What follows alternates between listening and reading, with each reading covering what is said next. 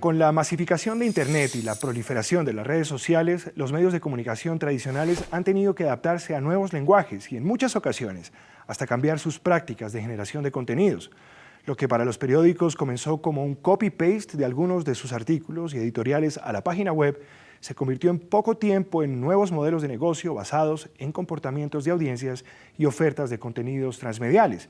Las noticias llegan al celular con inmediatez y se desarrollan con detalle en los medios tradicionales.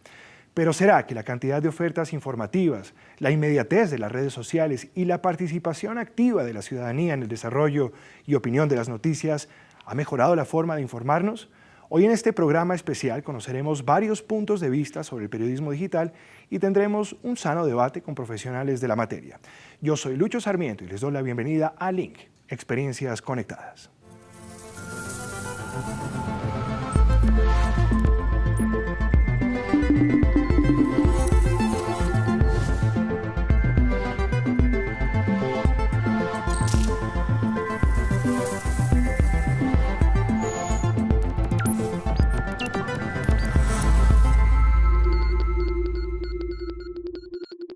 Y para comenzar a analizar este tema y debatir si nos estamos realmente informando mejor, nos acompaña en estudio Camilo Jiménez, director editorial de Vice Colombia, Andrés Barrios, docente en la Universidad Jorge Tadeo Lozano y periodista con un doctorado en contenidos de comunicaciones en la era digital, y también está con nosotros Walter Rodríguez, él es abogado y creador de videos de opinión en YouTube. Bienvenidos. Comencemos, señores, por aterrizar este tema. Estamos hablando hoy de periodismo digital, es un término que si bien es conocido, pareciera que no hay todavía un consenso sobre el verdadero alcance de ese término. Y quiero preguntarle a usted, Andrés, desde la academia, ¿cómo debemos entender lo que es el periodismo digital? El periodismo digital, Lucho, deberíamos entenderlo como un nuevo campo de acción de los comunicadores, como un nuevo modelo de negocio de los medios tradicionales y de los nuevos medios de comunicación a través de las plataformas, de los dispositivos digitales, y un esquema que nos genera unas rutinas productivas totalmente diferentes a las que estábamos acostumbrados, por lo cual desde la academia debemos abordarlos como un mecanismo de formación, como una alternativa para un nuevo comunicador que saldrá a futuro y que estará en todos los medios de comunicación y en todas las plataformas. Camilo, ustedes de alguna manera como medio no tuvieron que sufrir esa a veces dolorosa transformación digital que tuvieron que atravesar muchos medios impresos. Ustedes realmente nacen casi que digitales. ¿Cómo para ustedes, digamos, siendo lo que podemos llamar nativos digitales, un medio nativo digital, cómo ven ustedes, cómo asumen el tema del periodismo digital? Pues hay un tema de Vice Colombia o de Vice en general muy interesante, y es que Vice arrancó hace 24 años como una revista. Lo interesante de Vice es que por un lado logró abordar temáticas que las revistas en esa época en Canadá, que es donde surgió Vice, no estaban tocando. Eso es algo muy clave. Hoy podemos hacer periodismo en el mundo digital o fuera del mundo digital interesante si abordamos las temáticas que deben ser. Y por otro lado, Vice rápidamente se empezó a dar cuenta de la velocidad a la que se estaba desarrollando la comunicación, digámoslo así, en el mundo entero, y lo que hicieron fue tomar decisiones estratégicas para no ser los últimos de la fila que están haciendo el cambio, sino ser los primeros. Entonces Vice muy temprano tomó la decisión de convertirse en un medio digital. Estamos hablando de finales de los años 90, en que todavía muchos medios estaban como dudando, hasta hoy dudan muchos medios y por supuesto, el cambio. Claro. Y yo creo que eso es algo que, y además de eso, no solo digital, sino un medio multiplataforma. Entonces Vice está en televisión, Vice está en video, entonces no solamente tiene un género sino, o un formato, sino varios formatos, y eso es interesante. Y por otro lado, simplemente me gustaría añadir respecto al término periodismo digital, algo muy importante, es que para poder llamarse periodismo digital tiene que seguir siendo periodismo. Lo otro es generación de contenidos, difusión de contenidos y demás, y en periodismo creo que es muy importante, con eso termino, saber que tenemos que hacer un pacto con la verdad o con el deber de acercarnos a la verdad, porque creo que eso es justamente una de las cosas de las que estamos padeciendo en el terreno digital hoy en día. Eso nos lleva un poquito a conversar con Walter. Walter, usted en su canal de YouTube, Wally Opina, básicamente usted publica contenidos de opinión sobre la actualidad nacional, algo que antes era, digamos, un terreno exclusivo de los medios tradicionales. ¿Usted considera, Walter, que eso puede considerar o puede entrar dentro de la categoría de periodismo digital? Desde la óptica de Wally Opina, evidentemente ha llegado simplemente a la opinión. No es periodismo como tal, es más que todo el sentido de la opinión. Yo lo he dejado, por ejemplo, claro en el canal. cuando me dicen, no, Wally, tú eres un gran periodista, no sé qué, yo digo, no, yo hago opinión sobre los temas coyunturales que hay en el país. Por supuesto, estoy de acuerdo en que el periodismo tiene que seguir siendo objetivo y tiene que seguir siendo allegado a la verdad, tiene que seguir siendo algo que de verdad transforme y genere verdadera información que le sirva a la gente. Desde mi punto de vista, pues, es simplemente generar una opinión que es, pues, digamos, cercana a la gente, cercana a lo que piensan la mayoría de personas del común en la calle, pues, hacerla llegar de una manera, pues, como bien lo decías, generación de contenidos, ¿sí? Para que ellos lo puedan digerir de un mejor modo. Y pues claro, al seguirlo uno, pues cierta cantidad de personas, uno sí siente la responsabilidad de decir, pues uno no puede salir a la ligera a decir cualquier cosa, sino siempre tratando de ser pues lo más claros posible con la realidad, para no engañar y para que la gente siga en confianza. Y probablemente de ahí el éxito que está teniendo Wally Opina. Los invito a que veamos y conozcamos cómo varios medios de comunicación digitales colombianos operan y desarrollan el día a día de sus actividades y lo hacen, o lo hagamos, los invito mejor que lo hagamos a través de la mirada de sus creadores. Veamos.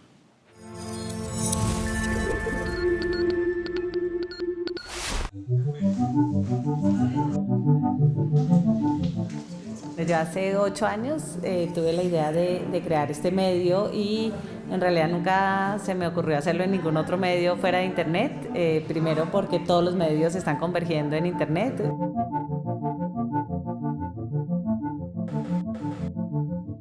Nosotros hablamos un poco de periodismo callejero para una generación dispersa, ¿no? Y pues acá tratamos de reunir un poco de toda esa información, respetar a nuestra audiencia y no tratarlos como un producto contabilizable. Esto nació como respuesta a un momento en el que todo el mundo empezó a hablar de literatura y artes en general como con ciertos aires de pretensión, como si fuera, yo qué sé, lo más importante de la vida. Y pues a nosotros no nos parecía que se debiera hablar de manera tan afectada de eso, entonces empezamos a burlarnos y a reírnos del tema, inspirados sobre todo en una página que había que se llamaba La Movida Literaria. Vivo mi vida en torno a la música y me gusta contar los cuentos que están alrededor de esos discos que consigo y de las historias que averiguo. Entonces montamos el proyecto de Radio Naya Bingui con la intención de contar la historia de la música del alma. Con el maestro Rebel MC. Rutas de Conflicto se ha pensado como una enciclopedia digital sobre la guerra o sobre el conflicto armado en Colombia. Nació de la idea del ingeniero y periodista Óscar Parra como una base de datos que buscaba visualizar y dimensionar el horror vivido en Colombia en los últimos 35 años de guerra.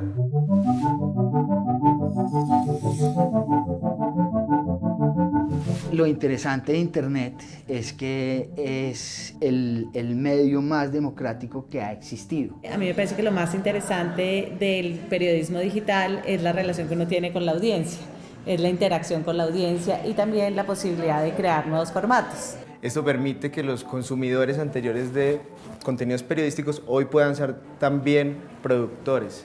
Todo lo que se llama ahora ciberperiodismo abre posibilidades investigativas, de formatos, que definitivamente como medio independiente tenemos que aprovechar frente a otras falencias y frente a la presión de las grandes investigaciones de los grandes medios y querer seguir haciendo pues un trabajo responsable y sobre todo como con mucho rigor, ¿no? Esa interacción real que hay entre los medios y las audiencias, en donde las audiencias hacen parte activa de la producción de contenidos. Los medios tradicionales de comunicación siempre han tenido como, pues, claro, una serie de filtros y unos estándares de calidad y unos controles y unas cosas en las que no cualquier persona podía llegar a hacer radio o televisión o prensa escrita. Me parece que el periodismo en general tiene una tendencia muy poco innovadora y que lo único nuevo que se puede hacer es en Internet.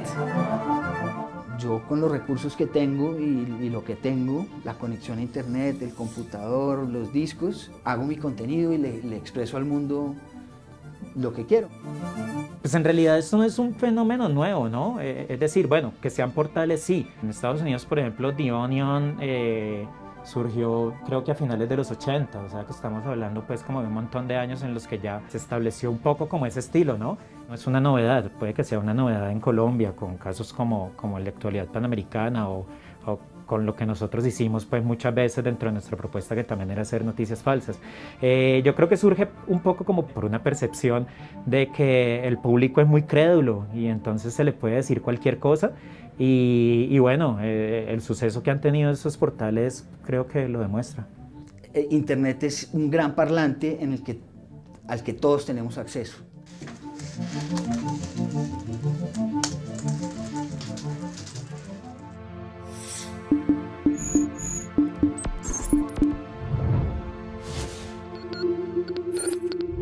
Ahí veíamos un claro ejemplo de cómo Internet da cabida a diferentes estilos y formatos de contenido informativo, cada uno, por supuesto, con una audiencia propia y un tono en particular. Y quiero abrir el debate, señores, y preguntarles si en esta era, ya lo vimos, 5 ejemplos claros, y empiezo contigo, Walter, cualquiera puede convertirse, como Wally opina, prácticamente en un medio de comunicación. ¿Tú qué piensas?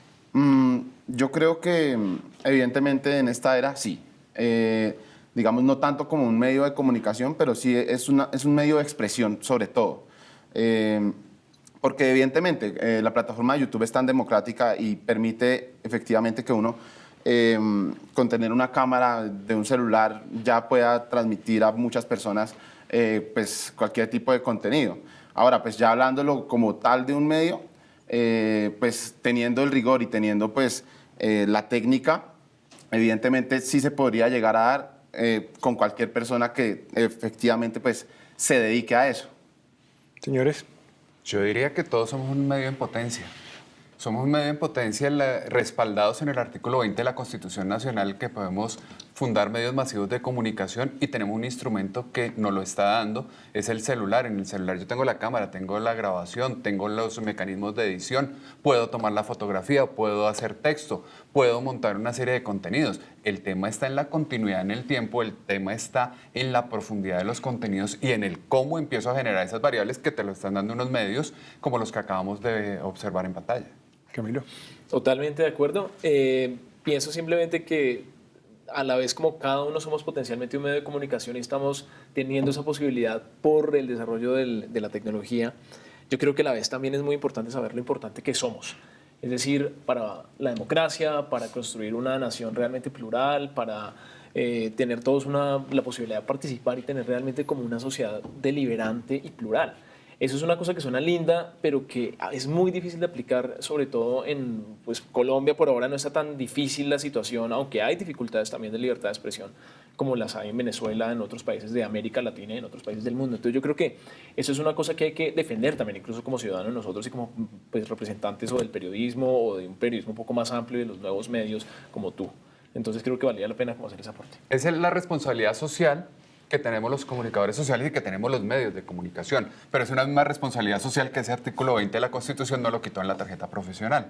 Entonces, donde hay que entrar a medir cómo controlar los medios de comunicación y el debate que hay ahora, cómo controlar lo que se dice en las redes sociales y hasta donde una persona que tiene más de 2 millones de seguidores puede decir alguna barbaridad, la gente le cree y sale y lo hace. Me quedo con la palabra que creo que todos la mencionaron y es fundamental, es la palabra responsabilidad. Hacemos una pausa en este interesante debate y al regresar seguiremos discutiendo los diferentes puntos de vista del periodismo digital. Pero antes los invito a que veamos cuáles eventos están en nuestra agenda de Link.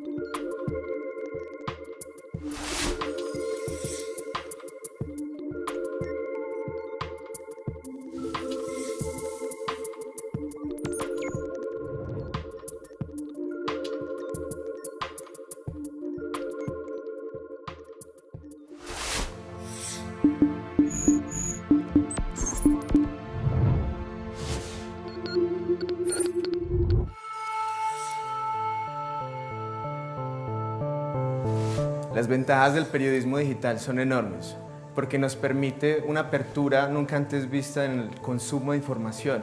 Hay ahorita una democratización increíble de información desde que existe Internet y cada vez somos más medios en la web. El periodismo digital tiene una gran ventaja que a la vez es una gran responsabilidad, y es que está el mundo entero ahí a un clic.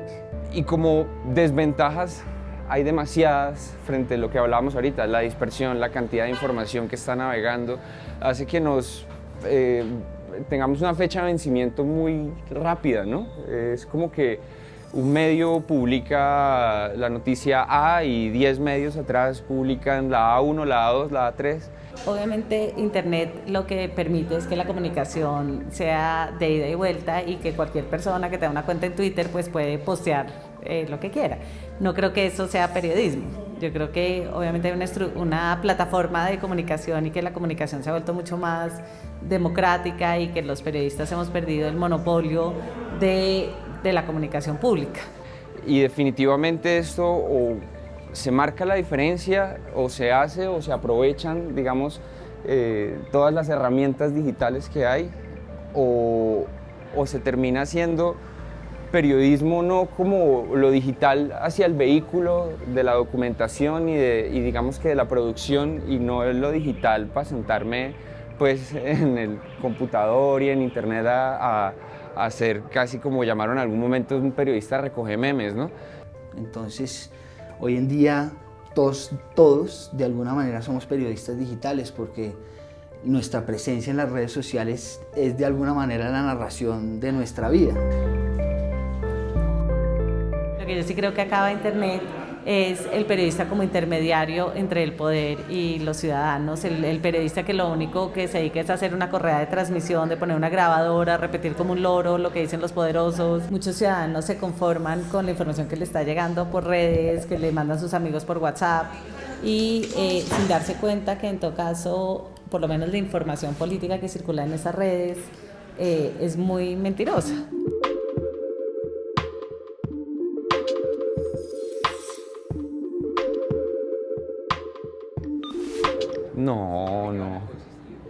No, eso es un poco como cuando los dibujantes estaban súper molestos porque la fotografía iba a venir a acabar con el mundo y el aura del artista, y eso al final terminó siendo como pues, un montón de gente que no quería como autoexaminarse y ver qué otras cosas podía inventar. Que no es un efecto meramente simbólico, porque yo creo que en realidad la U como mayoritaria nunca ha sido un símbolo.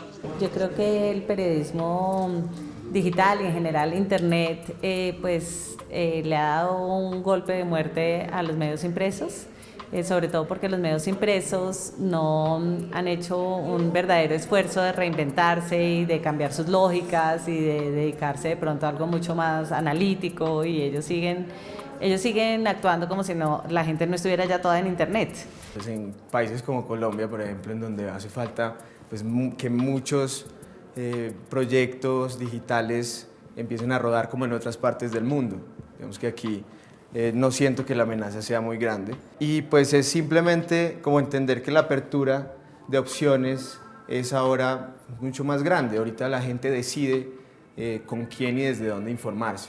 Yo siento que el periodismo es el mismo periodismo, simplemente tenemos unas herramientas diferentes para engendrarlo, pero ya está casi que en el reportero, obviamente en el oficio de la sala de redacción, del editor, pero pues ahí están los mismos principios de rigor, de ética periodística. No hay ninguna persona de las nuevas generaciones que se le ocurra leer un periódico en papel. Todo el mundo está pegado a su celular 24 horas al día, entonces era absurdo crear algo nuevo en el medio del pasado y no en el medio del presente y del futuro. Y algo que digamos que lo digital le ha imprimido también al periodismo es como esa capacidad de reinventarse, de ser creativo a la hora de contar una historia, que esto nos viene a ligar también a un montón con asuntos literarios, artísticos, y no simplemente pues quedarme con un bloque de información y mirando a ver cómo se lo come la gente, si picado o molido. se ha creado una necesidad de información mucho mayor de la que en realidad necesitamos. Es decir, hay un asesinato y tenemos que saber el minuto a minuto y no podemos esperar hasta que digan qué pasó, por ejemplo. Todo por la necesidad de clics.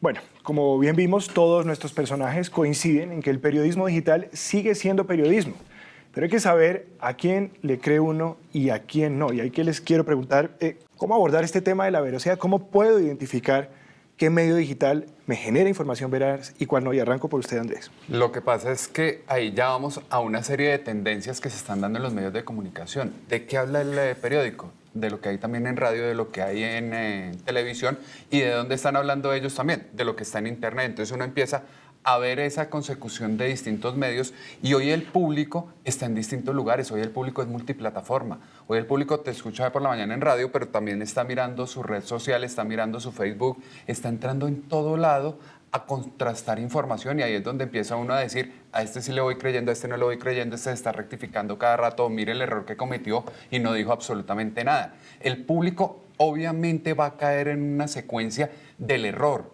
pero ahí es donde empezamos a ver el contenido de calidad y con quién me estoy quedando yo. Yo puedo seguir a 10.000 personas. ¿A cuántas le creo, cuántas conozco y cuántos son mis amigos? Ese es otro debate que tenemos que dar en otro momento. Vice Colombia se ha venido estableciendo por justamente la calidad de sus contenidos, reportajes interesantes, llenos, digamos, de ofertas, digamos, para el consumidor. Pero ¿cómo hace uno desde el punto de vista nuevamente del consumidor para confiar en que lo que está mostrando Vice, en el caso dado, o cualquier otro medio, sea realmente veraz? En esta era que hablamos, hay pues demasiada información. Yo creo que es una apuesta por la confianza, es decir, la audiencia en el fondo es sensata, es crítica y mira muy bien. Entonces hay unas marcas a las que la gente le cree desde el comienzo y a unas a las que desde el comienzo no les cree o no tanto. Y después hablamos de fake news porque ese es otro problema, okay. Ese es como otro mundo. Estamos hablando como de los que todavía estamos encerrados en las reglas del periodismo.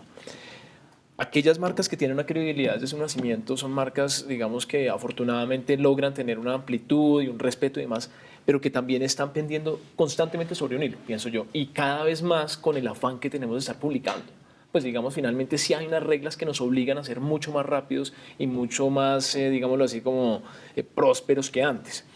El problema de eso es que si nosotros fallamos, las audiencias van a castigar rápidamente y eso lo sentimos todos los días. O sea, obviamente, Vice Colombia no está libre de errores ni de fallas y demás como cualquier otro medio de comunicación en el mundo.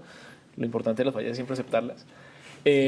Pero cuando cometemos algo así, cuando incluso ni siquiera es una falla, sino un error de ángulo, como una aproximación de pronto no adecuada o no ideal a un tema específico, inmediatamente sentimos el castigo de las audiencias. Y otra vez, no son aquellos trolls, digamos, que siempre, de los que siempre estamos hablando cuando hablamos de la forma como reacciona la gente en Internet o de los que hablan aquellos que rechazan las redes sociales, digamos, de un tajazo, sino yo estoy hablando de muchas miles de personas que sí tienen un criterio, que sí quieren a los medios y que sí necesitan la información de medios de calidad, que están inmediatamente castigándonos. ¿Cómo nos castigan? Nos ponen unfollow, nos hacen unos comentarios críticos y eso es algo, digamos, que sobre lo que hay que tener muchísimo cuidado porque en el fondo o en el mediano plazo puede tener consecuencias graves para el prestigio de un medio de comunicación. Entonces, digamos, por ahí hay un camino interesantísimo para nosotros. Nosotros tenemos que en el día a día que sentirnos, digámoslo así, como vigilados y llamados a rendir cuentas para hacer un buen periodismo. Y eso me encanta del mundo digital. Lo que pasa es que la credibilidad se demora muchísimos años en construirla, en dañarla un segundo. Y como le dice uno de los estudiantes, ¿qué es lo más difícil? Salir a una cámara y decir, me equivoqué. Y cuando yo digo me equivoqué, hay 10.000 dedos acusadores que lo señalan a uno y que le están cobrando esa responsabilidad social que debe tener uno en un medio de comunicación, que es lo que no pasa con los mecanismos que surgen con los youtubers y con otras personas que lo van dejando pasar poco a poco. Walter, ¿cuántos suscriptores tiene usted en su canal actualmente? En este momento son 52.000 seguidores. ¿Pueden ellos confiar en que lo que encuentran en Wally Opina es veraz? Evidentemente siempre hay apasionamientos. Entonces, desde el comienzo, efectivamente, cuando uno lleva la información, pasa mucho que, no sé, yo trato de criticar pues lo que se tenga que criticar. Y si, digamos, yo toco el tema de Petro, Hay personas que me siguen porque yo hablo acerca de los errores de Uribe y cuando hablo algo malo de Petro, entonces dicen de una, no, Wally es, mejor dicho, antipetrista, sí, o sea, de una. Entonces son cosas como esas. Entonces la veracidad, pues evidentemente el público se ha quedado pues porque la mayoría de temas los han pero tomado se critican como... más por los temas, pero por la veracidad le han dicho, mire, esto que usted está diciendo es falso o usted es un propagador de noticias falsas. Ya vamos a entrar a hablar del tema de fake news, de noticias falsas, pero en cuanto a la veracidad, ¿usted ha sufrido el rigor de sus seguidores en algún momento? No, pues o sea, siempre hay personas que están diciendo que a uno le falta veracidad, pero porque uno no está con los lineamientos políticos de ellos. Okay. Más no es porque yo no tenga el rigor, sino porque efectivamente ellos son apasionados. O sea, el tema del apasionamiento es una cosa también durísima en redes, porque pasa, por ejemplo, lo de Uribe con Daniel Samper, y a pesar de que él se retracte, en el 70% de los seguidores de él, pienso yo, para todos ellos va a quedar Daniel Samper como un violador de niños, ¿sí? A pesar de la retractación de Uribe, porque el apasionamiento es mucho. Pero ahí estamos jugando con el fenómeno de la opinión. Sí. Y la libertad de opinión que existe en este país. Y él puede atacar a Petro, pero lo está atacando desde su opinión y entonces tenemos que entrar a mirar que ese género periodístico da eso, es lo que él piensa, lo que él cree frente al tema, que es más que estarle faltando la verdad al tema. Siempre le incluiré ahí que siempre pienso que el periodismo de opinión debe estar fundamentado igual en valores periodísticos, claro, ¿no? En la verdad. Hagamos una pausa, los invito a que hagamos un interlink en Londres. Ahí se encuentra Beatriz de la Pava, es un gusto saludarla, bienvenida al link y gracias por conectarse con nosotros.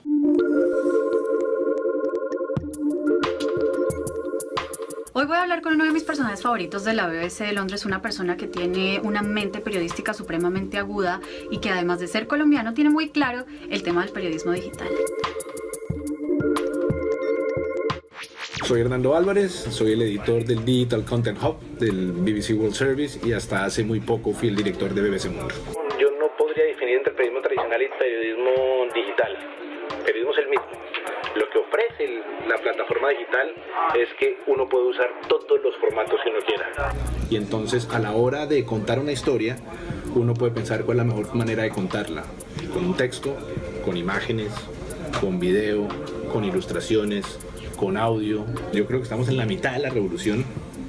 Nunca antes nuestro oficio estaba cambiando de la manera como está cambiando. Yo no le creo a nadie que me diga con certeza dónde va a terminar. Porque estamos justo en la mitad de la espiral, en la mitad del huracán y uno nunca sabe dónde va a terminar. Ahorita estamos en una etapa en la que tenemos que probar diferentes formas, en que la relación con la audiencia cambió completamente. Ya cuando yo empecé a hacer periodismo era un grupo de periodistas sentados en una mesa diciendo esto es lo que la gente tiene que saber. Y uno sabía que la gente compraba la revista o compraba el periódico o prendía la radio, el televisor, pero no sabía exactamente qué leía. Ahora uno sabe exactamente qué leen, hasta dónde, cuánto tiempo gastan. Entonces uno sabe si lo que uno hace es relevante o no. A uno le podrá parecer relevante en las salas de redacción donde todos queremos sonar inteligentísimos, pero la audiencia quizás no. Es fantástico saber qué es lo que quiere la audiencia, qué le parece relevante a la audiencia. La palabra para mí clave es relevancia. Y eso es lo que yo creo que tenemos que hacer como medios de comunicación, buscar relevancia. Y estar esclavos de clic, no creo que sea una cuestión de estar esclavo, pero quien no esté analizando el comportamiento de sus usuarios está equivocadísimo.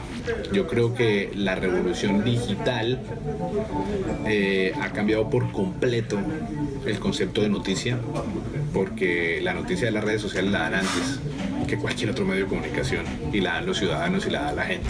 Alguna vez leí cuando aterrizó un avión en el río Hudson de Nueva York, alguien puso un tuit fantástico que decía: mientras en CNN están entrevistando a un experto en aviación, en Twitter ya tengo la imagen del avión, los pasajeros saliendo y ya sé que no le pasó nada a nadie.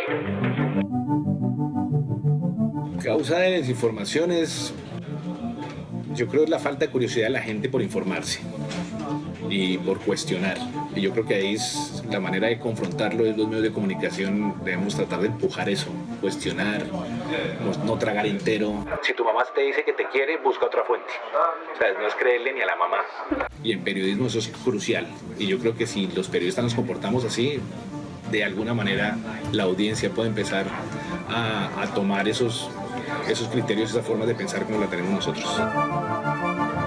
Pues como reflexión, Yo creo que es que uno se tiene que estar desafiando constantemente a uno mismo, a lo que uno hace, cuestionarse lo que se está haciendo constantemente. Y sobre todo, reitero, entender a la audiencia y tener una relación con la audiencia, que eso ya se puede hacer, antes no se podía hacer. Esa yo creo que es la mayor transformación del periodismo, y es que a la audiencia como medio de comunicación hay que escucharla. Antes era una relación completamente vertical en la que creábamos contenido y lo soltábamos y ya.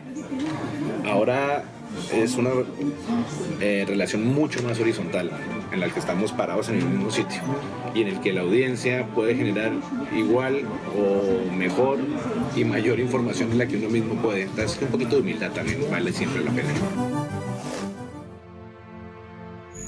Una de las principales ventajas del periodismo digital es la libertad de la ciudadanía, y en ese tema pues tenemos que hablar de lo que está sucediendo, por ejemplo, en lugares como Venezuela, con la censura y el control de los medios de comunicación por parte del Estado.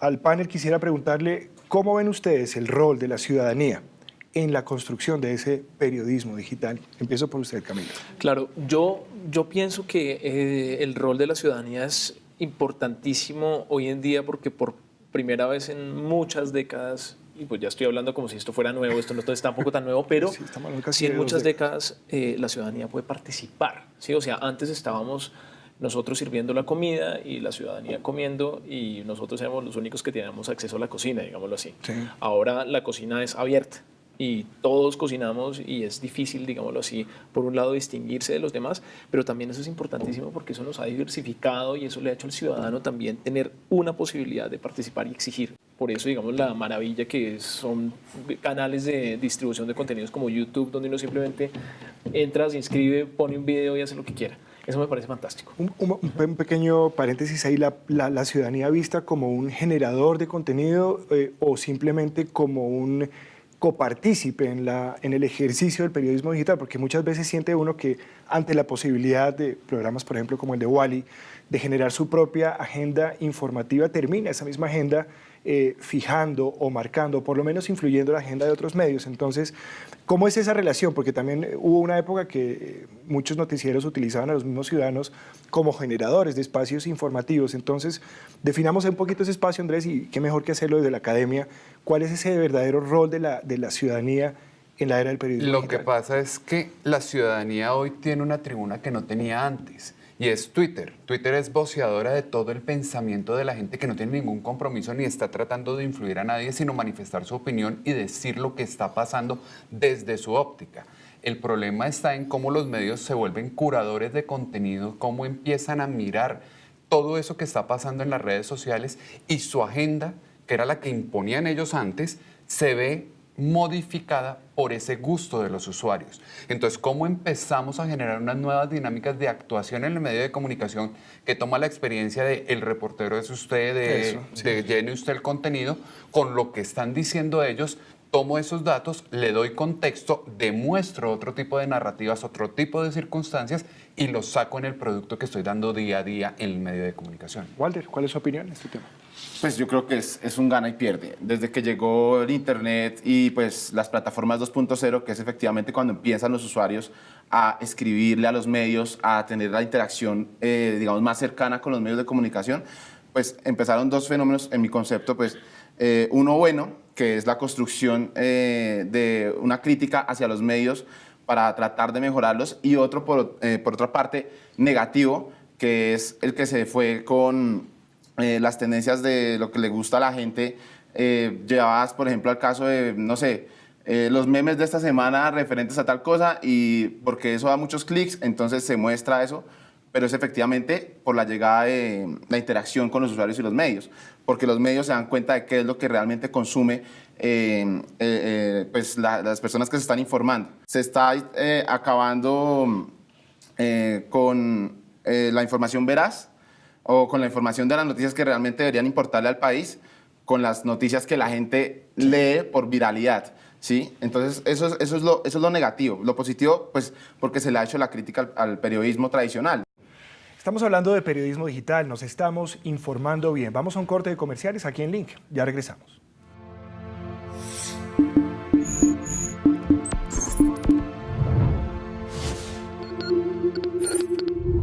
Ahora hablemos del modelo de negocio, de los medios digitales, de cómo se financian. Este salto a lo digital ha puesto en jaque a muchas empresas, por ejemplo, o nada más y nada menos que el New York Times, que en su cruzada por no sacrificar calidad tuvo que reinventar realmente su negocio y ahora genera más ganancias por el pago de suscripciones digitales que por vender publicidad. Una pregunta crítica para cualquier medio que haya hecho la transición o que, como Vice, es un nativo digital. Y arranco por usted, Camilo. ¿Cómo se financian los medios digitales? ¿Cómo se financia Vice? Le hablo específicamente de Vice. Vice, para entender eso, yo les quiero contar qué es Vice Colombia. Vice Colombia tiene aquí en el país 4 portales y una revista. La revista es de distribución gratuita. Entonces eso ya quiere decir que le dimos la vuelta un poco al modelo clásico del medio impreso, que es en la revista se concentra todas mis fuentes de ingresos. Así que el último reducto de ingresos.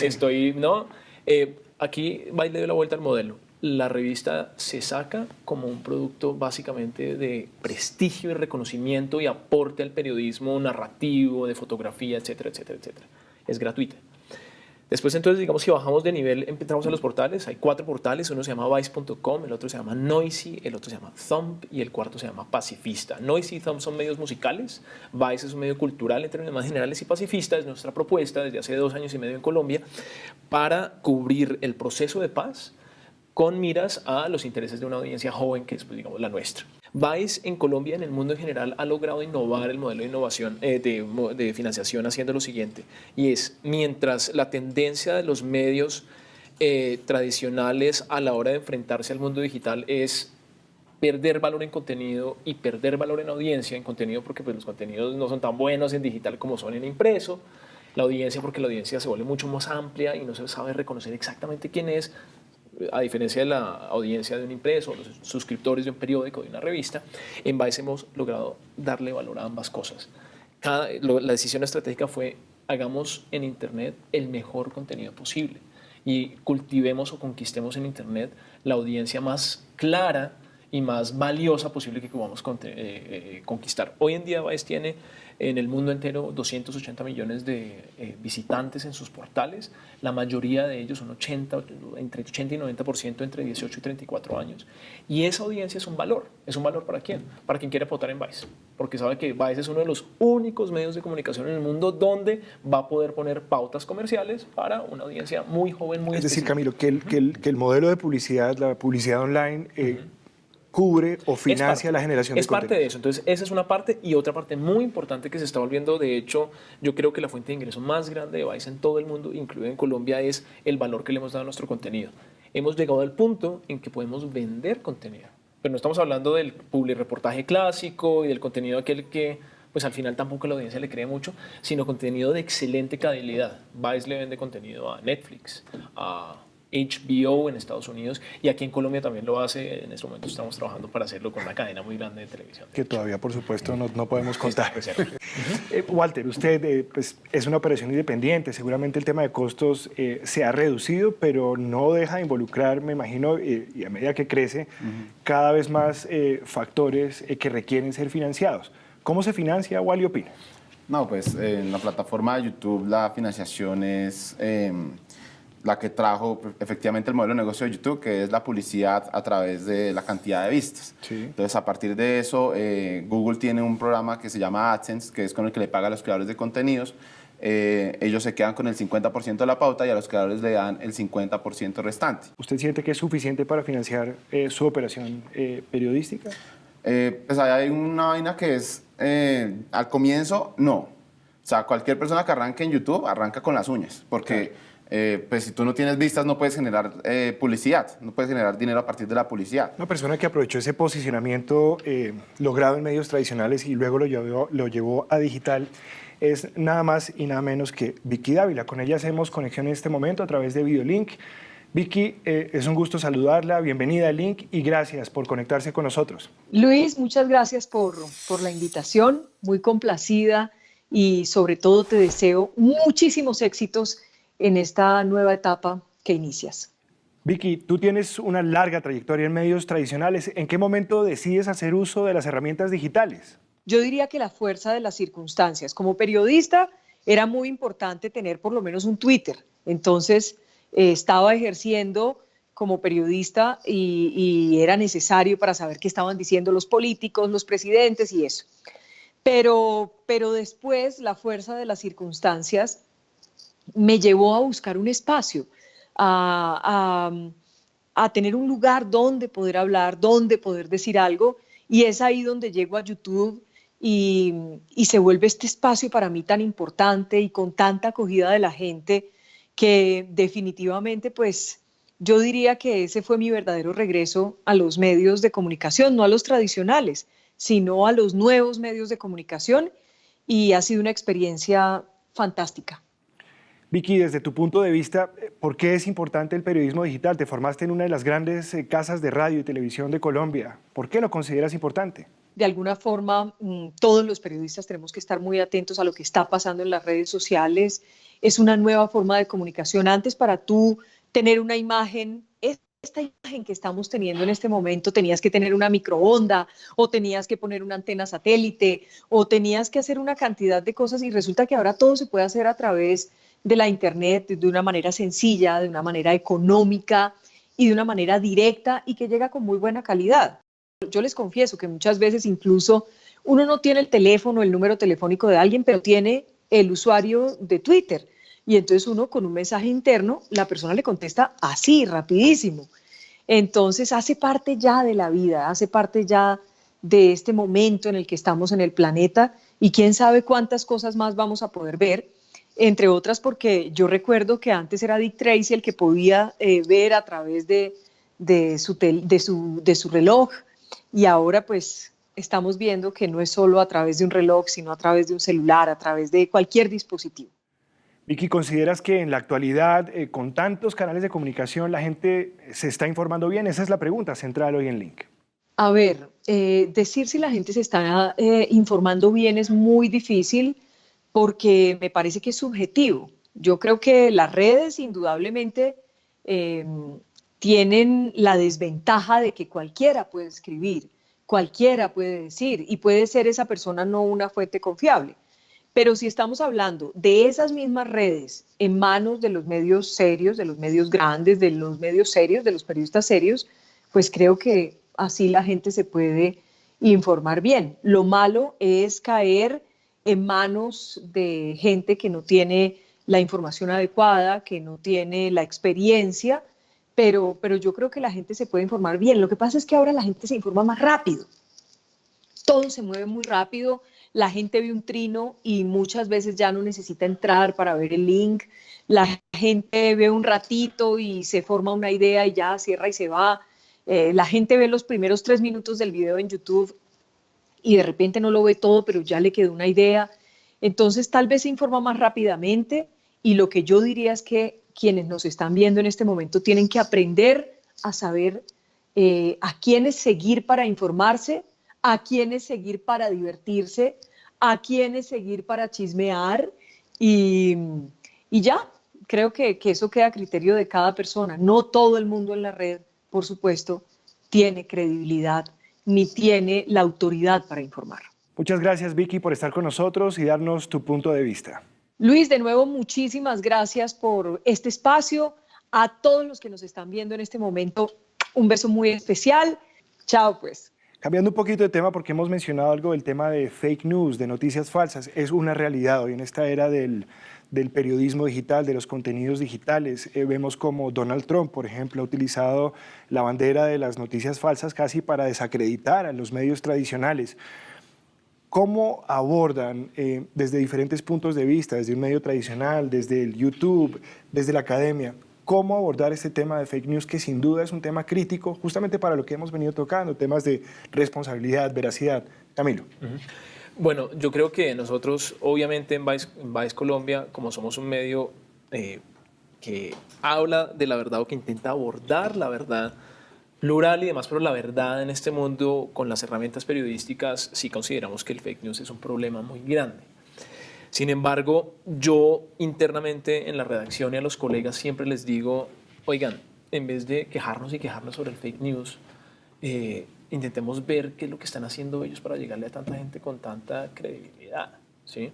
Y hay cosas que efectivamente las personas que todavía no conocemos, que están detrás de eso, están haciendo no sé si mejor, pero que están haciendo de forma distinta. El uso del WhatsApp, por ejemplo, para difundir mensajes y para difundir contenidos pues, de manipulación y información mentirosa, pero finalmente contenidos, es algo que los medios de comunicación tradicionales o nuevos digitales de avanzada tampoco no hemos logrado como manejar muy bien. Y a mí siempre me parece que esas son cosas que deberíamos nosotros aprender a manejar y son territorios donde deberíamos entrar también para por lo menos intentar llegar a la misma audiencia a que ellos están llegando con una información, digamos, de calidad que nosotros ofrecemos. Es que es un mundo turbio, Camilo. Sí, es un mundo turbio, efectivamente, pero digamos que también nosotros tenemos que adaptarnos y conocer mejor ese mundo turbio. Otra cosa que me parece importante del fake news es que nosotros no podemos quedarnos en la posición de decir que el problema son los demás, sino nosotros.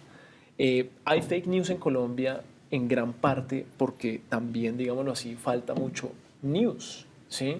Nos falta mucha información y eso es una cosa que lo que estoy diciendo en este momento es algo que le oí alguna vez decir a Juanita León y es básicamente, pues preocupémonos por el fake news, pero preocupémonos por los medios que tenemos en Colombia. Si no somos autocríticos, pues no vamos a poder ver de pronto los errores que estamos cometiendo y esos errores que a veces son muy evidentes son aquellos de los cuales se agarra el fake news para hacer lo que hace. Entonces yo creo que esto es mucho más complejo que simplemente estar lanzándole dardos y críticas a los autores del fake news. Yo diría que es un fenómeno de mercado, de un público que se cansó de unos medios tradicionales, de unas marcas tradicionales y de un matrimonio de grupos políticos, de grupos económicos con la propiedad accionaria de los medios de comunicación, con el cómo configurábamos las noticias y cómo las llevábamos. Y al otro lado hay un fenómeno de periodista marca que empieza a creer, caso Vicky Dávila y otros casos que hemos empezado a ver en el mercado colombiano, donde se empiezan a desligar de esos medios de comunicación. Miremos el caso concreto que acabamos de ver de Vicky.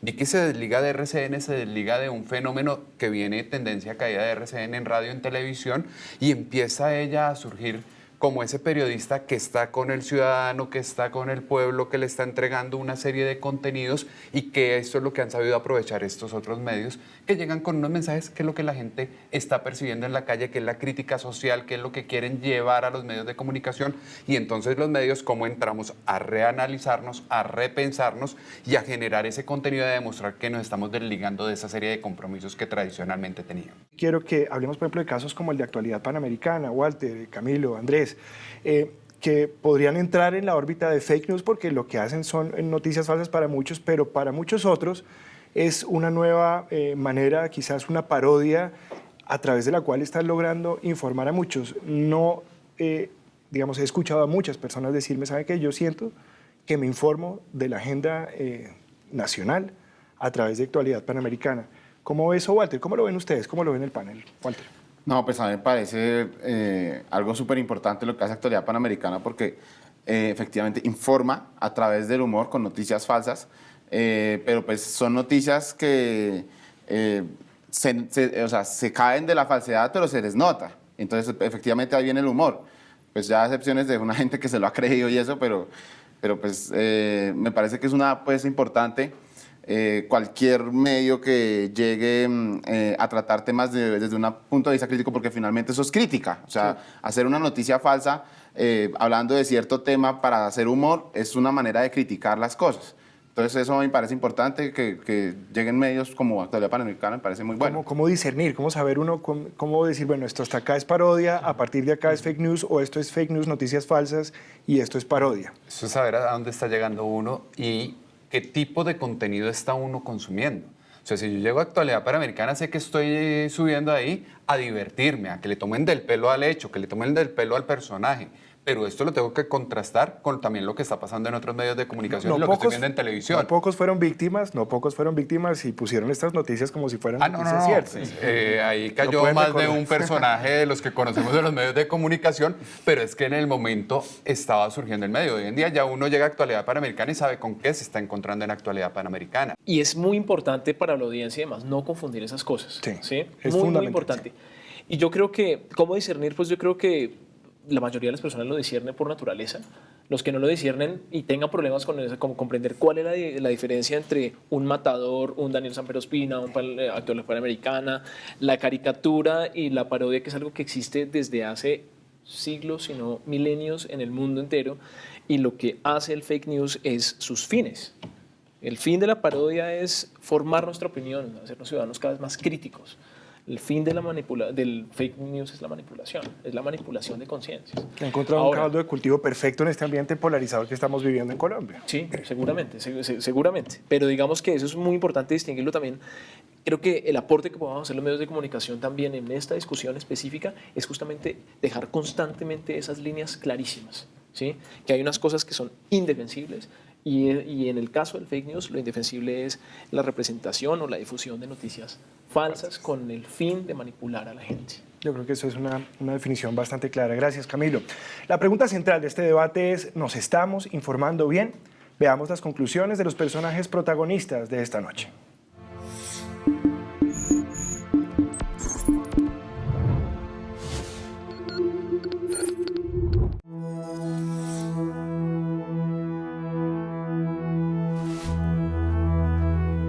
Las redes están abiertas para personas que no necesariamente tienen el criterio para evaluar una información, para saber si es el momento de emitirla, para comprobar si es verdad. Claro, esto parecería mucho pedir en tiempos en que a veces ni siquiera los medios hacen eso, ¿no? Pues es decir, pero bueno, la respuesta es no, entonces.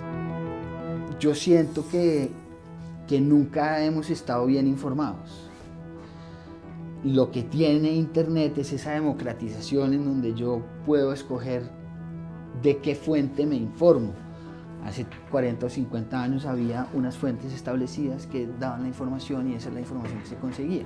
Los libros de historia son una información que existe. Los libros de historia que se están escribiendo en este momento, la historia que estamos escribiendo en este momento, cuando se conozca en el futuro, va a tener muchas más voces. Sí nos estamos informando mejor, porque tenemos más opciones, pero es necesario educarnos y saber la real importancia que tiene entender de dónde proviene la información en Internet.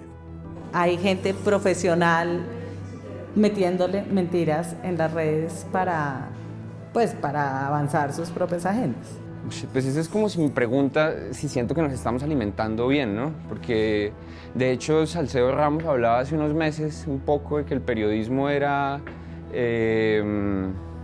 como administrar la ignorancia, ¿no? Además, digamos que hay como una especie de falacia en este asunto de que el mundo digital y las redes sociales están abriendo el universo, porque pues eso no es cierto. En realidad, como que cada usuario se encarga de seguir aquello que le dice algo con lo que está de acuerdo. Y por eso la gente se encapsula y se encierra como en unas burbujas que cree que contienen el mundo, ¿no? Entonces nos pasó con el plebiscito, pues como que mucha gente estaba como muy segura de su resultado y resulta que por fuera de su burbuja había mucha gente pensando lo contrario. Ahí está uno en medio de todo eso, o busco qué medios me interesan y qué hay para leer, porque ahí sí definitivamente hay buenos medios que están haciendo reportajes multiformato digitales espectaculares, que fácilmente pasan de una buena narrativa escrita a un muy buen reportaje fotográfico, a un asunto audiovisual y que no es gratuito, ¿no? Que cada uno viene a formar parte como de un gran engranaje ahí para un producto informativo contundente. Como todos somos periodistas digitales, está en la responsabilidad de cada uno cómo comunica la información para que esa información pues tenga efectos positivos. Thank you very much for sharing the time with us.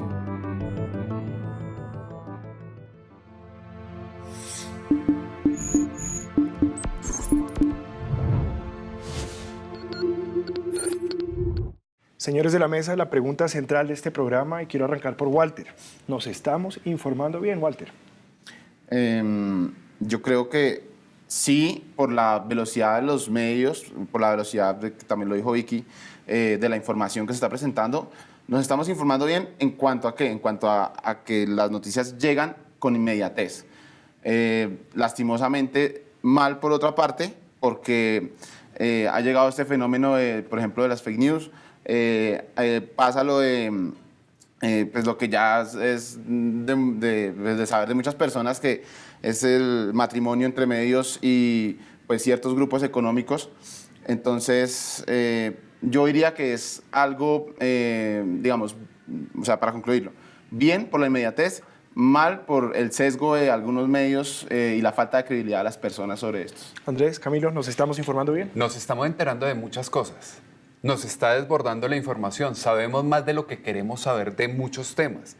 Pero llegar a la profundidad, creo que no. Me parece que la información nos desborda el campo, nos dice muchas cosas, pero están surgiendo hechos a una velocidad que nos sacan de foco de muchas informaciones que deberíamos profundizar, que deberíamos cuestionar, que deberíamos entrar a trabajar, y los medios estamos cayendo en ese fenómeno también de empezar a caer en el juego de que tenemos que generar noticias y que esto ya tapó lo que había. El debate cantidad versus calidad, Camilo. Exacto. Creo que no nos estamos informando bien.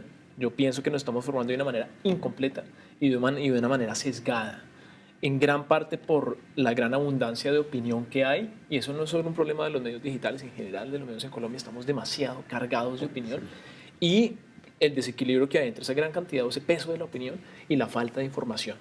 Entonces, esa es parte, digamos, como de la forma incompleta que nos estamos informando. Y en el mundo digital también pasa algo más que he notado mucho en mis días como director de Vice Colombia, y es que las redes sociales, más allá de sus bondades, tienen también un problema, y es que tienden a cerrarnos el mundo que vemos. El gran sueño de Internet es que estábamos ante toda la información y la cantidad más vasta de datos, información, puntos de vista y demás que podía haber en la historia reunidos en un solo lugar.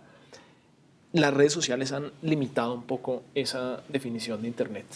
La forma como los algoritmos funcionan y cómo priorizan información y posts o tweets o stories en las redes sociales no es una forma que necesariamente esté beneficiando la pluralidad en la información, sino que está beneficiando otras cosas, relaciones entre amigos con fines comerciales, ¿sí?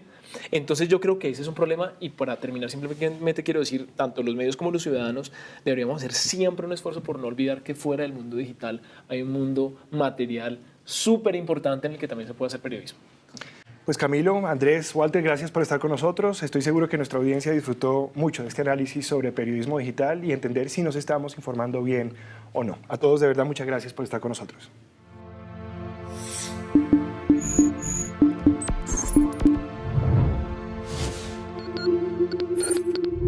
Si nos estamos informando bien o no es un tema que seguirá generando debate. Lo cierto es que hoy, más que nunca, la audiencia tiene el poder y al mismo tiempo la responsabilidad de elegir bien cómo se informa. De igual manera, quienes ejercen el periodismo en medios digitales tienen el compromiso de informar con veracidad y el desafío de hacerlo sin quebrarse en el intento. El periodismo como industria se sigue reinventando y las herramientas son cada vez más versátiles. Hay todavía mucho por inventar, formatos e instrumentos por explorar. Además, el público seguirá moldeando a los medios, opinando y enriqueciendo el debate. ¿Qué les espera a los medios de comunicación en el futuro? ¿Más contenido significa mejor calidad? ¿Sabemos distinguir entre información veraz y noticias falsas? Nos vemos próximamente en Link, Experiencias Conectadas.